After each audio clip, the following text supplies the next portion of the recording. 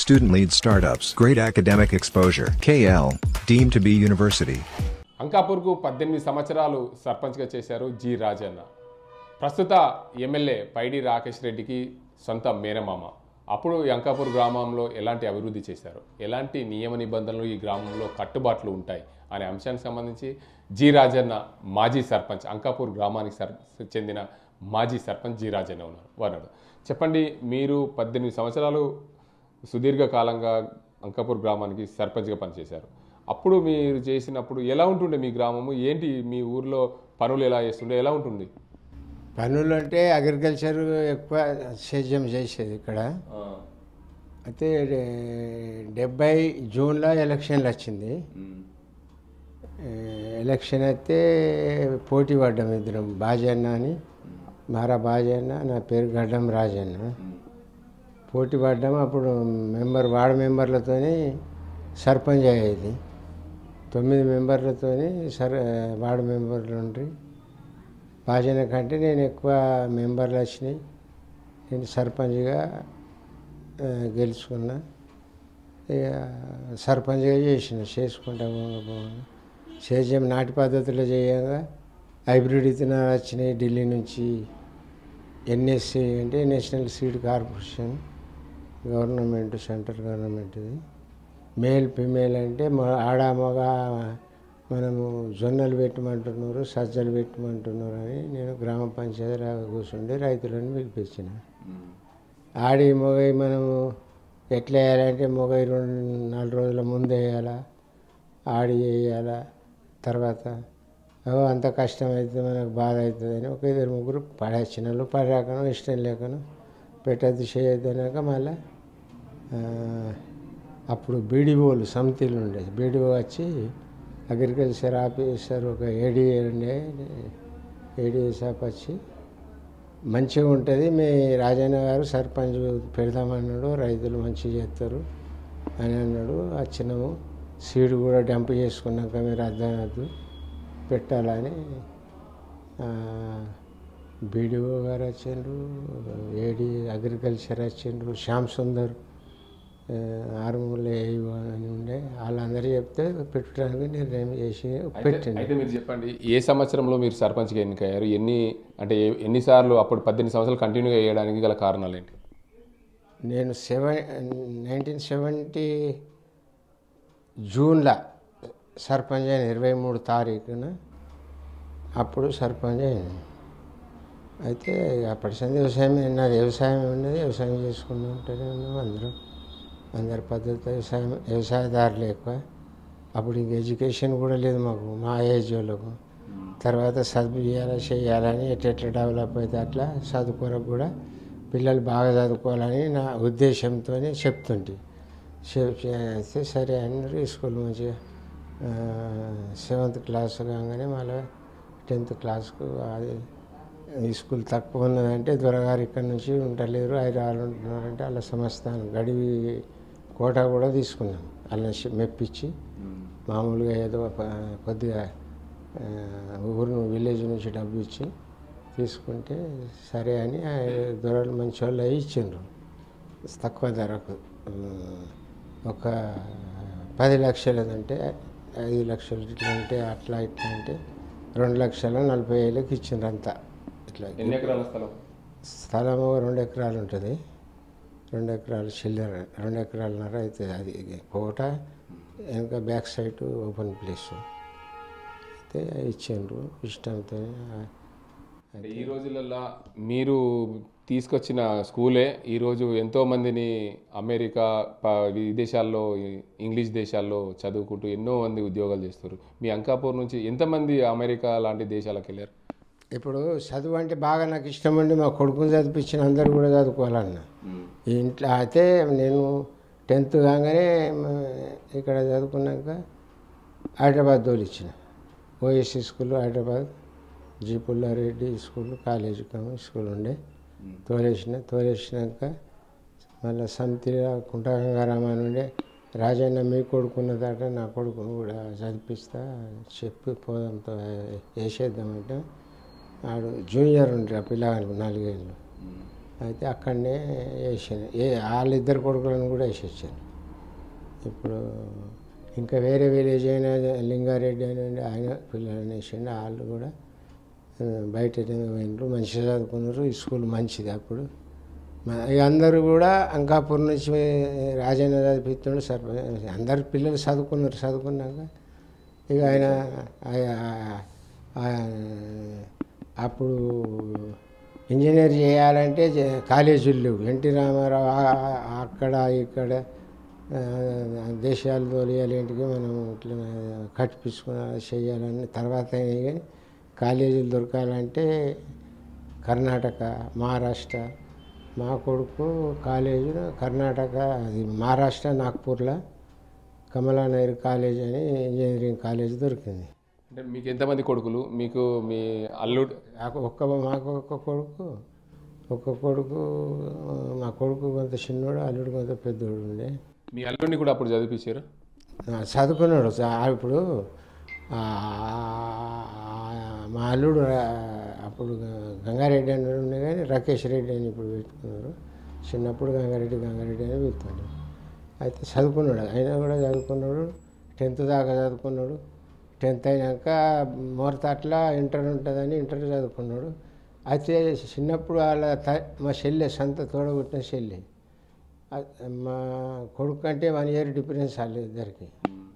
ఇక మా కొడుకు ఇక్కడికి వెళ్ళి హైదరాబాద్ చదువుకున్నాడు. ఆయన ఇక్కడ చదువుకొని మోరతాట్ల ఇంటర్ చేసి ఇక అక్కడ పెద్ద అయినాక గుణొద్దుడు దుబాయ్ పోయిండు.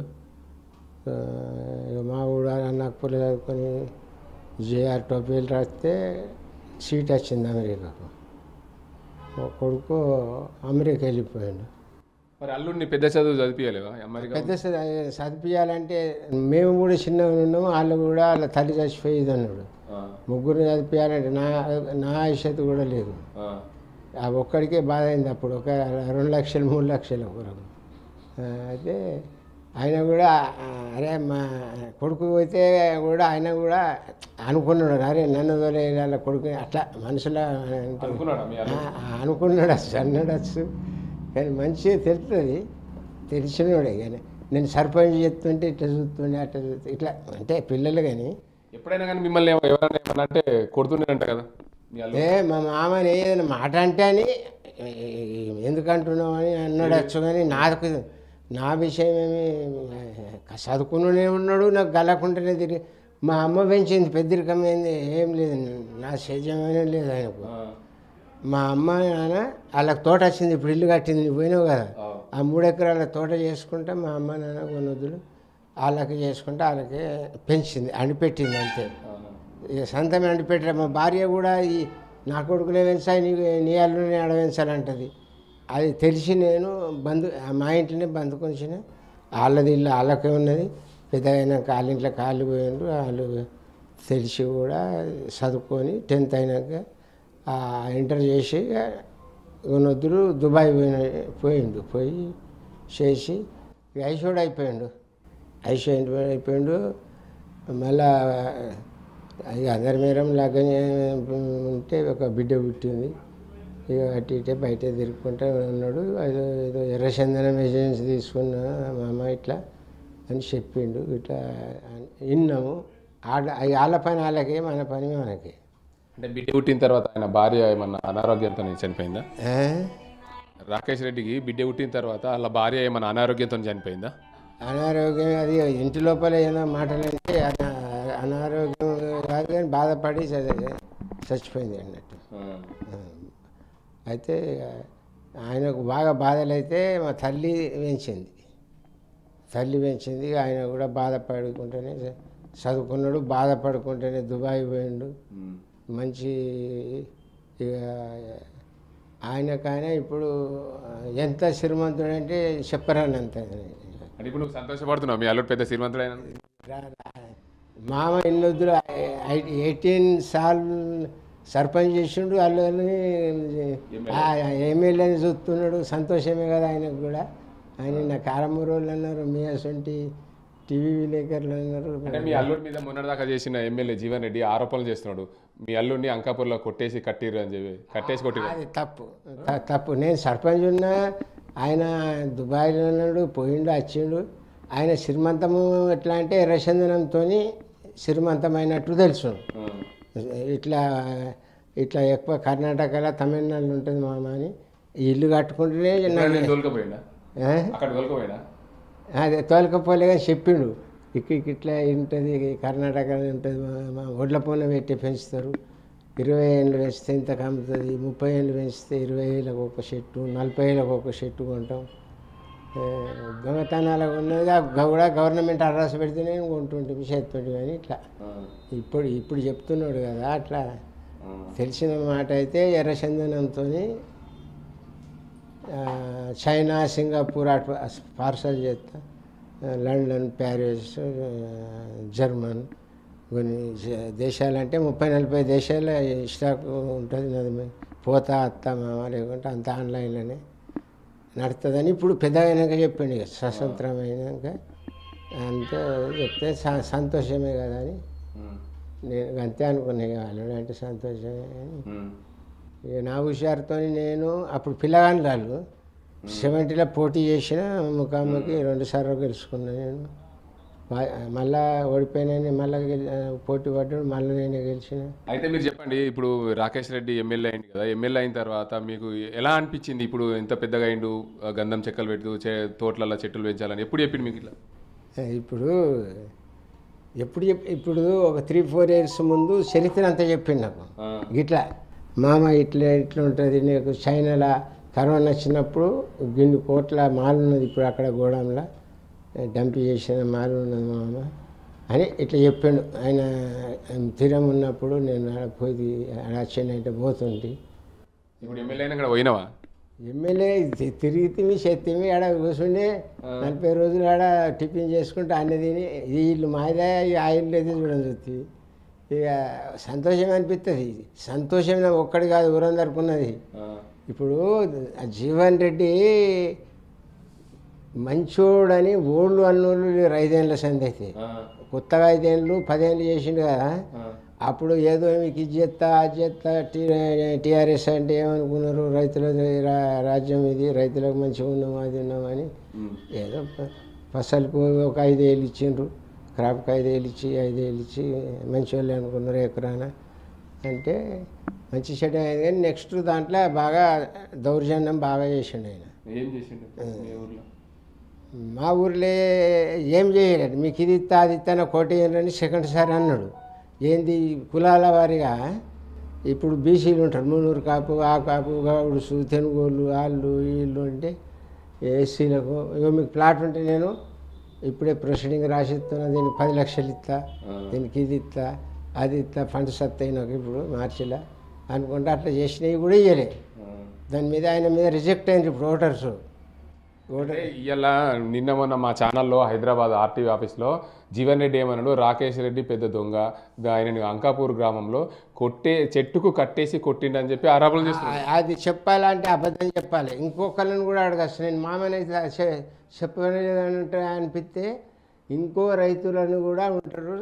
ఎక్కడ మీ ఊరోళ్ళు కూడా చెప్పారు ఆయనే కొడతామంటున్నారు. మొన్న ఇక్కడ మండల టీవీ పిలిచినాం, పిలిచి 10-12 మంది టీవీ వాళ్ళు వచ్చాడు పంచాయతీ ఆఫీసులో పెట్టి అందరు సభ చేసి ఆడు ఎట్లా అన్నాడో మనము ఇది చెప్పి ఆడికి పని చేద్దామని ఎదురు మాట్లాడి దాన్ని ఖండించినాం. ఖండించినట్టు అంకాపురాతనికి తండ్రి అయితే కొడుకు అన్నది అంటారు. నువ్వు ఇసుడు మాటలు ఏ చెట్టు కొట్టేసిండ్రో నువ్వు దొంగ మాటలు ఏంటి మాట్లాడుతావు, అంత అబద్ధం, ఊరిని ఖరాబ్ చేసినట్టు మనిషిని ఖరాబ్ చేసినట్టు అని ఇట్లాంటి స్పీచ్లు ఇచ్చిండ్రు, మాట్లాడినారు.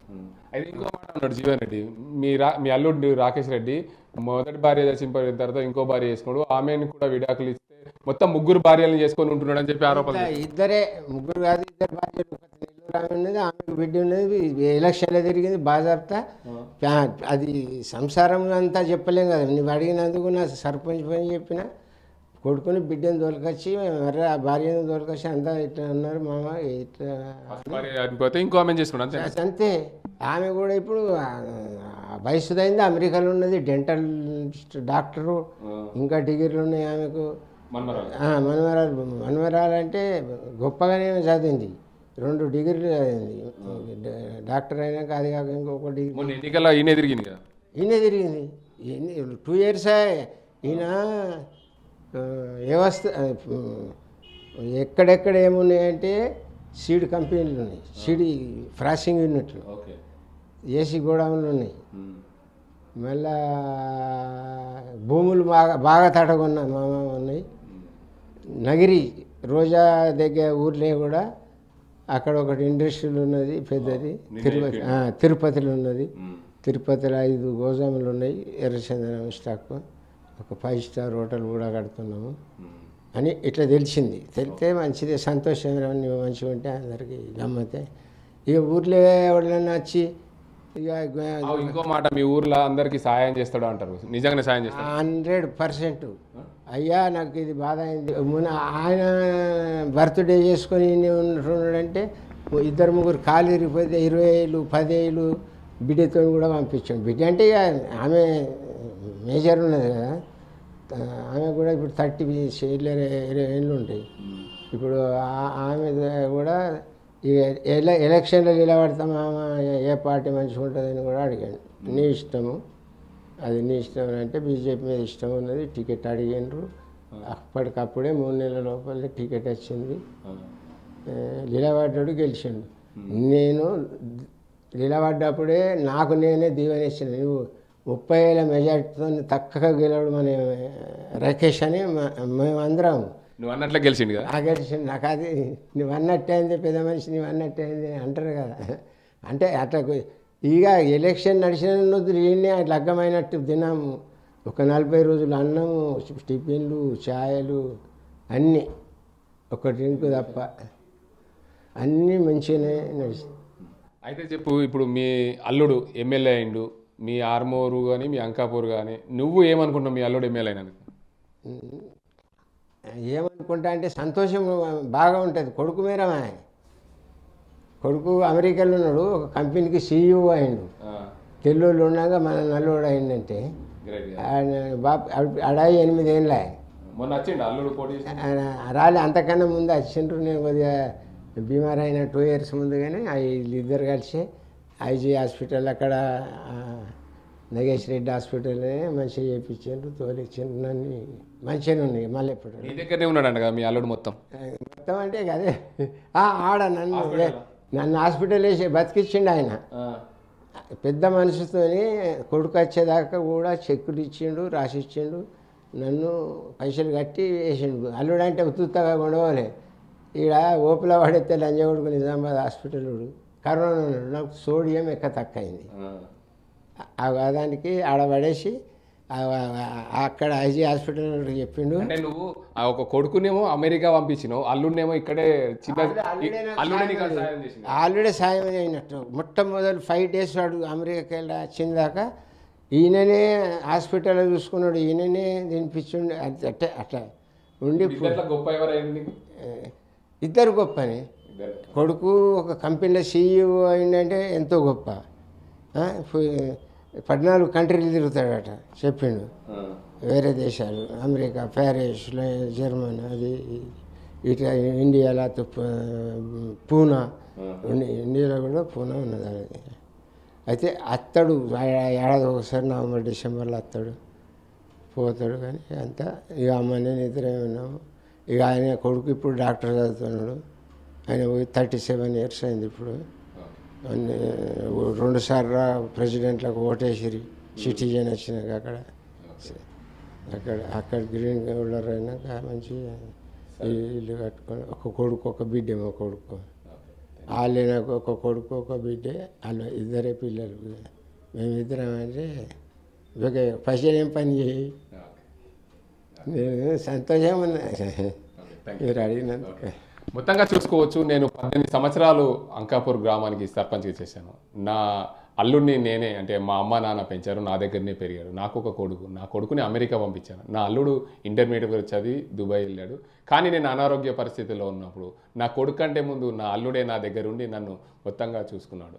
అంకాపూర్ గ్రామం అంటేనే ఒక ఆదర్శ గ్రామం, దేశంలోనే పేరున్న గ్రామం. అలాంటి గ్రామానికి నేను సర్పంచ్గా చేశాను. నా అల్లుడు మా అంకాపూర్ గ్రామం నుంచి ఆర్మూర్ ఎమ్మెల్యేగా అయ్యడానికి నేను సంతోషిస్తున్నాడు. సంతోషిస్తున్నానని చెప్పి చెప్తున్నారు. మొత్తంగా చూసుకోవచ్చు అంకాపూర్ కట్టుబాట్లు అంటే అంతా ఇంత కాదు. మా గ్రామంలో అంకాపూర్లో ఉన్న కట్టుబాట్లు చాలా స్ట్రిక్ట్గా ఉంటాయి అని చెప్పి ఇది గడ్డం రాజన్న చెప్పారు. కానీ ముఖ్యంగా ఇటీవల కాలంలో ఆర్టీవీ స్టూడియోలో మాజీ ఎమ్మెల్యే ఆర్మూర్కు సంబంధించిన మాజీ ఎమ్మెల్యే ఆశన్న గారి జీవన్ రెడ్డి ఈ ప్రస్తుత ఎమ్మెల్యే పైడి రాకేష్ రెడ్డిపై చేసిన ఆరోపణలు అసత్యం, అవన్నీ కావాలని ఏదో బండ మీదేయడానికి ప్రయత్నం చేస్తున్నారు తప్ప మా అంకాపూర్ గ్రామంలో నేను సర్పంచ్గా చేశాను, ఎవరిని కూడా ఎక్కడ కట్టేసి కొట్టిన దాఖలాలు లేవు, మా రాకేష్ రెడ్డిని కూడా కొట్టలేదు, కావాలంటే మీరు అంకాపూర్ గ్రామంలో అడగండి అందరూ చెప్తారని తన నోటి ద్వారా చెప్తున్నాడు. రాకేష్ రెడ్డి ఎమ్మెల్యేగా అయినందుకు నేను చాలా గర్వపడుతున్నాను అని చెప్పి రాకేష్ రెడ్డి మేనమామ గడ్డం రాజన్న చెప్తున్నారు. మరిన్ని వీడియోస్ కోసం ఛానల్ ని సబ్స్క్రైబ్ చేయండి, లేటెస్ట్ అప్డేట్స్ కోసం వాట్సాప్ ఛానల్ ని ఫాలో చేయండి అండ్ లింక్ డిస్క్రిప్షన్ లో ఉంది.